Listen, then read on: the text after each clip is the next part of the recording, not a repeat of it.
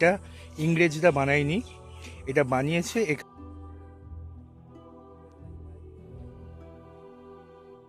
নদীর উল্টো দিকে একজন মানুষের দেখা পেলাম। উনি বললেন আর 5 থেকে 10 মিনিট একটু হাঁটতে হবে কষ্ট করে।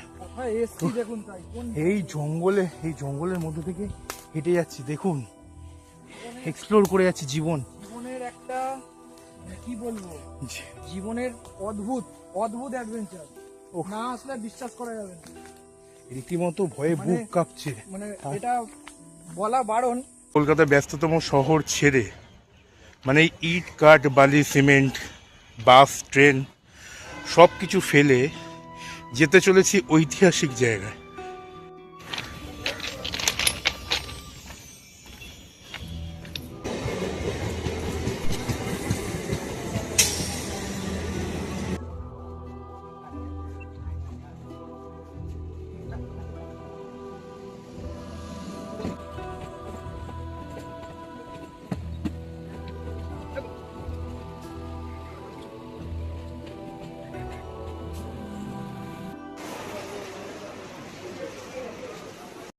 এখন বাদাম খেতে খেতে যাচ্ছি সেই ঐতিহাসিক জায়গায়।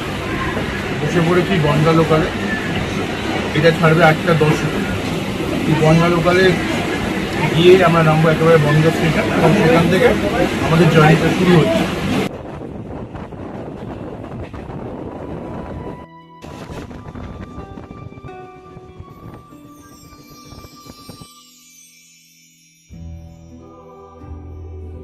এখন ঘড়ি কাটায় 10:10, আমরা বনগা জংশনে। এবারে খিদে পেয়েছে, খেতে হবে। এখন বনগা জংশনে খিদে পেয়ে গেছিল, এই সয়াবিন আলুর তরকারি দিয়ে এই পরোটা, মানে তেল কম দিয়ে পরোটা, সেই এখানকার মানে পরিচিত একটা খাবার। তারামা ঘুগনি সেন্টার, এটা আছে 3 নম্বর প্ল্যাটফর্মে বনগাতে। আর এই হচ্ছে ভাই যে আমাদের সকালবেলা পেট পুজোটা করালো। পরোটার দাম কিরকম আছে? 3টে পরোটা 20 টাকা। 3টে পরোটা 20 টাকা। 2 রকম সবজি আছে, ডাল থাকে, সয়াবিনের তরকারি থাকে, সকালবেলা রুটি থাকে।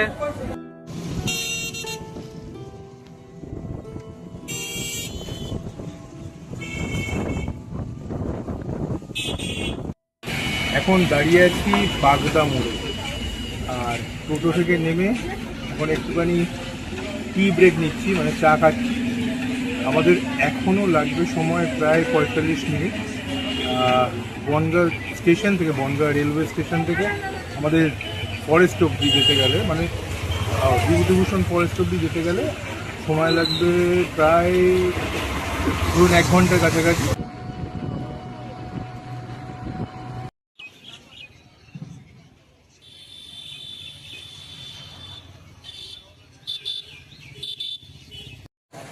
এখন বিভূতিভূষণ অভয়ারণ্য যেতে যেতে একটি মন্দির দেখতে পেলাম, এটা কালী মায়ের মন্দির। এটা দক্ষিণেশ্বরের মানে আদলে এই মন্দিরটা নির্মাণ করা হয়েছে। আর এটা রয়েছে এই গাড়াপোতা মোড়, সেই রাস্তার ধারেই, মানে এত সুন্দর মন্দির, মানে অপূর্ব।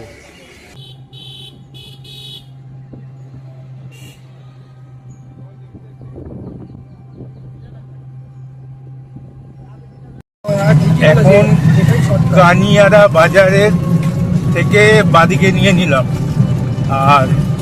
আর কিছুক্ষণের অপেক্ষা, কয়েক মিনিটের অপেক্ষায় আমরা পৌঁছে যাব সেই বিভূতিভূষণ অভয়ারণ্য।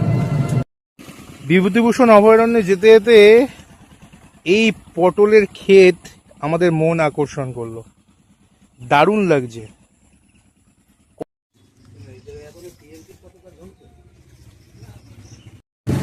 এখন যাচ্ছি পারমাদান ফরেস্টে, বিভূতিভূষণ অভয়ারণ্য। আর চারিদিকে মানে অজস্র বাঁশের ঝাড়, আর ঠিক এরকম ন্যারো ওয়ে, দারুণ দারুণ অনুভূতি।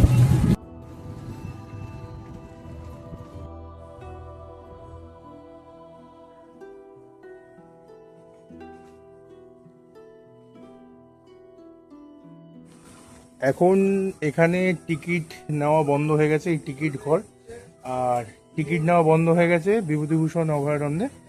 তো আপনারা যারা এই ভ্রান্ত ধারণার মধ্যে আছেন যে এখানে আসতে গেলে টিকিট লাগে, টিকিট লাগে না, সরকার সম্পূর্ণভাবে ফ্রি করে দিয়েছে আপনারা চাইলেই আসতে পারেন এই বিভূতিভূষণ অভয়ারণ্য।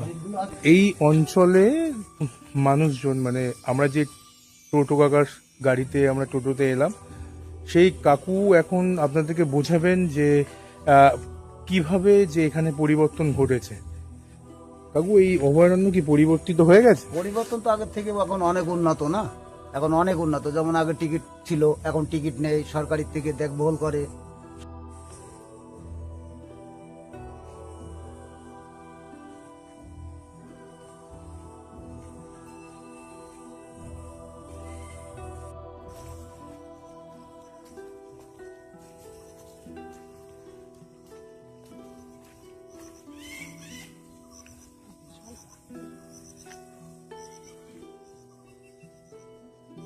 এই বিভূতিভূষণ অভয়ারণ্যে প্রবেশ করে গেছি।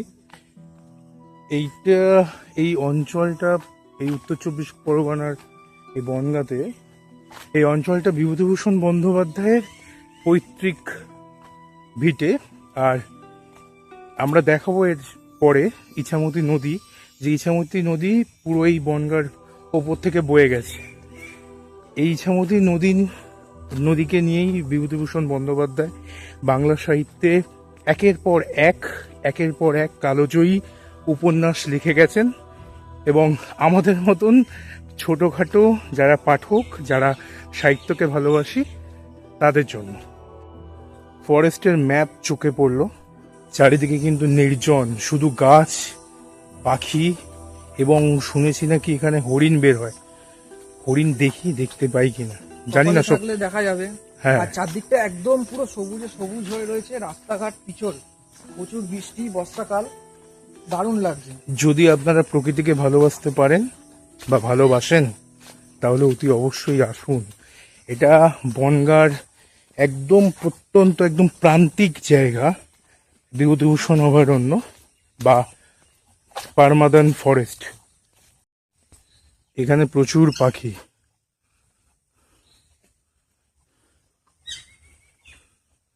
সব উপরে নিচে।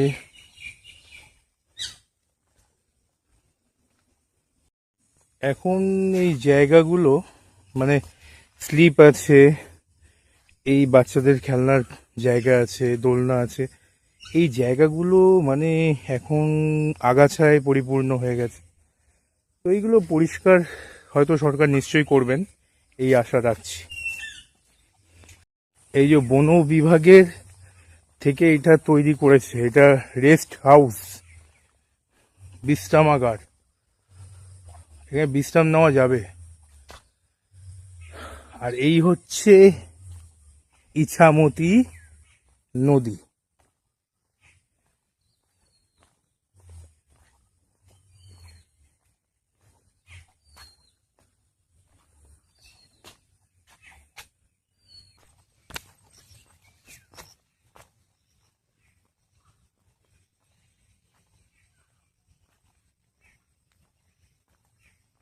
এখানে নাকি হরিণের দেখা মেলে, দেখা যাক হরিণ পাই নাকি। এই এত সুন্দর রাস্তা এবং এই জঙ্গলের মাঝখানে, আর এই ডান দিক ঘুরলেই ইছামতি নদী বয়ে যাচ্ছে, আর চারিদিকে শুধু গাছ আর গাছ।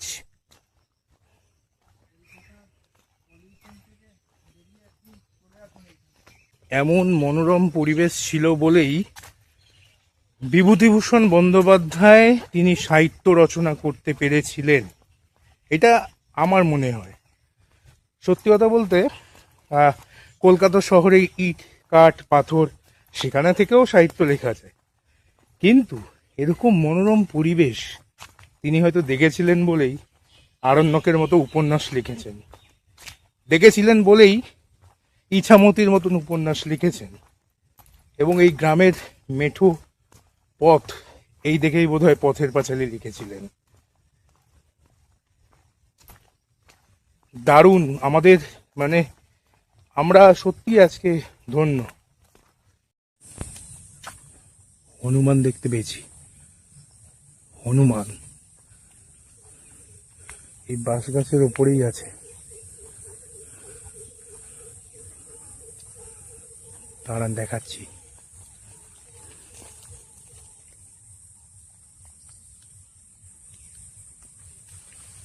ওই যে।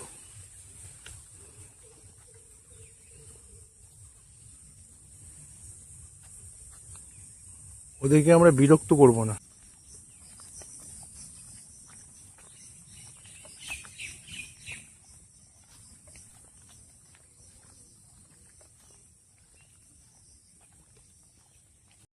দেখুন এখানে বাস আর বাস, আর আমাদের জীবনের প্রতিটা মুহূর্তে এত মানুষ আমাদেরকে ভালোবেসে আমাদের পিছনে বাস দেয়। সে বাস হচ্ছে আছলা বাস। আপনি না খেলে মানে বুঝতে পারবেন না ওর ভ্যালু কি। কিন্তু এই প্রাকৃতিক বাস যেটা এখন আমরা উপভোগ করছি, এটা ন্যাচারাল, এটা আপনার ক্ষতি করবে না। দারুণ লাগছে, দারুণ। এই ইছামতি নদী, আর ওদিকে কত মানুষ কাজ করছেন। এই হচ্ছে ইছামতি নদী, দারুণ। আর এই হচ্ছে অভয়ারণ্য, যেটা প্রকৃতির মাঝে নিজেকে লড়াই করে বাঁচতে হবে। ওহ, দারুণ এক্সপিরিয়েন্স, দারুণ। সত্যি কথা বলতে প্রকৃতিকে আমরা ভালোবাসি, তাই প্রকৃতির কাছে বারবার আসতে চাই, আসি। আজকে বৃষ্টিমুখর দিন, কিন্তু একটা গরম কিন্তু রয়েছে, তো সেই গরমের মোকাবিলা করেই যাচ্ছি। কিন্তু অতটা কষ্ট করছে না, যেহেতু এখানে প্রাকৃতিক যে হাওয়া সেটা রয়েছে। দীর্ঘ প্রতীক্ষার অবসান ঘটিয়ে আমরা কিন্তু হরিণ দেখতে পেয়েছি। এই দেখুন,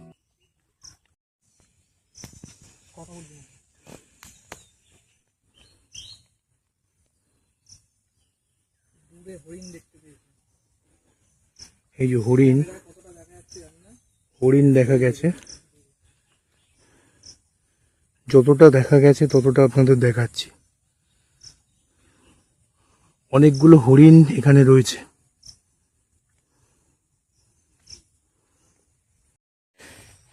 এখানে এসে বুঝতে পেরেছি এখানে মেইনটেনেন্সের অভাব রয়েছে। তো এখানে প্রকৃতিকে বাঁচাতে গেলে আমাদের প্রত্যেককেই দায়বদ্ধ হতে হবে, প্রত্যেককে।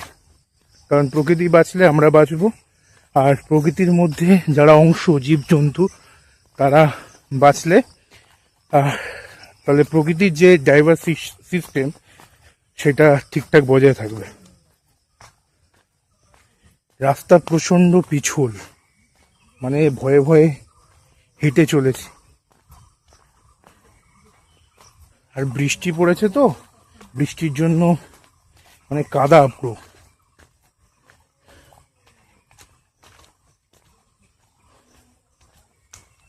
এটা একদম উত্তর 24 পরগনার এই বনগাঁর একদম শেষ প্রান্ত বলতে পারেন, শেষ প্রান্ত। আমরা নৌকায় উঠতে যাব, কিন্তু এখনো নৌকার ঘাটের সন্ধান মেলেনি। খুঁজেই যাচ্ছি কোথায়। অনেকটা পথ হেঁটে চলে এসেছি। এই অভয়ারণ্যর শেষ নেই, শেষ হচ্ছে না। এবারে কিন্তু রীতিমতো বুক ডিপ ডিপ করছে। কেউ নেই, নির্জন, কেউ কোথাও নেই। দেখা যাক শেষমেশ পাই কিনা। কারণ ওই নৌকা, কি করবি? রিটার্ন চলেছে। না না, এসছি ওখানে, এতটা যাবই। চ, যা হবে দেখা যাবে। খুঁজে আমরা পাবোই, দেখি। উফ, কিচ্ছু পাওয়া যাচ্ছে না, খুঁজে পাচ্ছি না। দেখা যাক, শুধু গাছ আর গাছ। আর এতটা ভিতরে এসেছিলাম বলেই হয়তো হরিণের দেখা পেয়েছি। কারণ এটা লোকালয় থেকে অনেকটা দূরে। নদীর উল্টো দিকে একজন মানুষের দেখা পেলাম। উনি বললেন আর 5 থেকে 10 মিনিট একটু হাঁটতে হবে কষ্ট করে। কোথায় এসছি দেখুন, তাই কোন এই জঙ্গলের মধ্যে থেকে হেঁটে যাচ্ছি। দেখুন, এক্সপ্লোর করে যাচ্ছি জীবনের একটা, মানে কি বলবো, জীবনের অদ্ভুত অদ্ভুত অ্যাডভেঞ্চার। না আসলে বিশ্বাস করা যাবে না। রীতিমতো ভয়ে বুক মানে- কাঁপছে। মানে এটা বলা বারণ, আমার বলাটা উচিত না, তবু আমি বলছি, এখানে এসে আমি ডুয়ার্সের ফিল পাচ্ছি। একদমই তাই। মানে ডুয়ার্সের যে অভয়ারণ্যগুলো রয়েছে সেই ডুয়ার্সের অভয়ারণ্যের ফিল পাচ্ছি। একদমই তাই। আপনারা এখানে কিন্তু এসে কিন্তু সাফারি করতে পারেন, আর নৌকা বিহার তো করবেনই।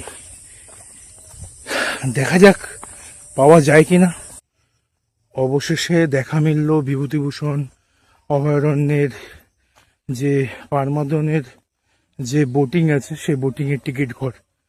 মানে প্রায় 6-7 কিলোমিটার আমরা হেঁটেই গেলাম, আর এখন এখানে টিকিট তো বন্ধ, কাদা আছে, আর ওদিকে সব বোটগুলো দাঁড়িয়ে রয়েছে। এখান থেকে আপনারা বুকিং করতে পারেন, এবং দেখা যাক।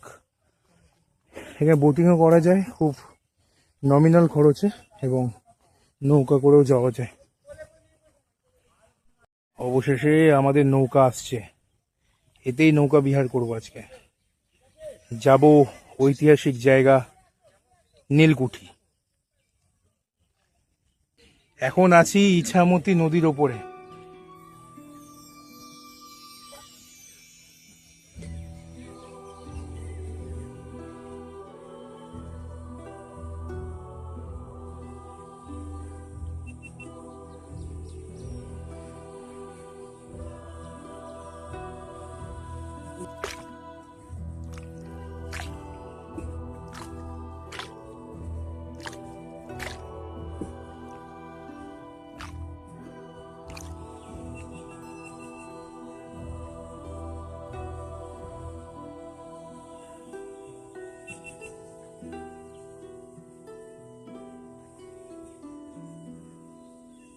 এই নৌকা বিহার করতে করতে আমরা চলে এসেছি সেই অভিশপ্ত জায়গা নীলকুঠি। ইতিহাসের পাতায় যা কিনা একটা অভিশাপ, এই সেই অভিশপ্ত প্রাসাদ। এত যুদ্ধ করে আমরা পৌঁছে গেছি এই নীলকুঠিতে। আর এই নীলকুঠিটা একবার দেখুন, এই সেই কুঠি যেখানে নীল বিদ্রোহ হয়েছিল।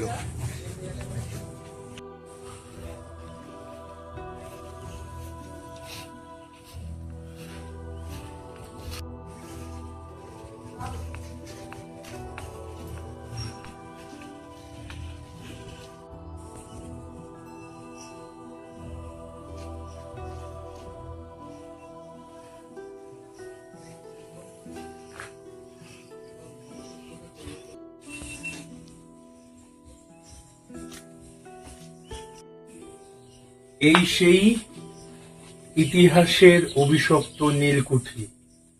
এটা উত্তর 24 পরগনার ঠিক বিভূতিভূষণ অভয়ারণ্যের উল্টো দিকেই এর অবস্থান।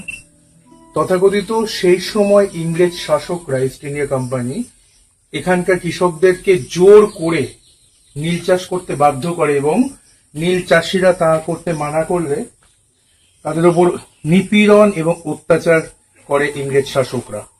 তো এই পুরো কুঠিটি এখন সেই অত্যাচারের ইতিহাস লুকিয়ে আছে এখানে। বলা বাহুল্য, এটি একটি প্রাসাদ। এই মঙ্গলগঞ্জের এই অঞ্চলটা হচ্ছে মঙ্গলগঞ্জের আওতায়। এই মঙ্গলগঞ্জের যে রাজা, তারই এটা প্রাসাদ ছিল, এবং কথিত আছে যে এই প্রাসাদে নাকি একজন সাহেবকে এক চাষি এখানে হত্যা করেছিল, সেই জন্য এখানে তার আত্মা বা প্রেতাত্মা যাই বলেন না কেন এখানে বাস করে। তাই এটা একটা ভুতুড়ে জায়গা কথিত আছে, কিন্তু জানি না সত্যিটা কি। এটা ইংরেজরা বানায়নি, এটা বানিয়েছে এখানকার যিনি মহারাজ ছিলেন তার। কিন্তু পরবর্তীকালে ইস্ট ইন্ডিয়া কোম্পানি এটা দখল করে নেয় প্রাসাদ। এই প্রাসাদেই লুকিয়ে আছে মানুষের কান্না, মানুষের ক্ষোভ, মানুষের রাগ। কত মানুষ অত্যাচারিত হয়েছে, কত মানুষ নিপীড়িত হয়েছে, এবং কত মানুষের প্রাণ গেছিল সেই সময় ইংরেজদের অত্যাচারে। সবকিছু সাক্ষী হয়ে রয়েছে এই প্রাসাদটি, এই কুঠিটি। এটি আছে মঙ্গলগঞ্জে।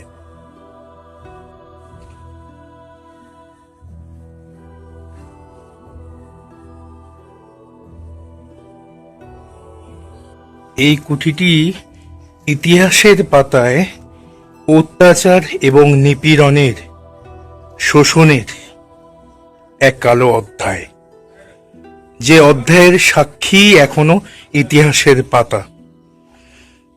সেই সময় নীল চাষিদের ওপর যে অত্যাচার করেছে ইস্ট ইন্ডিয়া কোম্পানি, তারই নজির রয়েছে।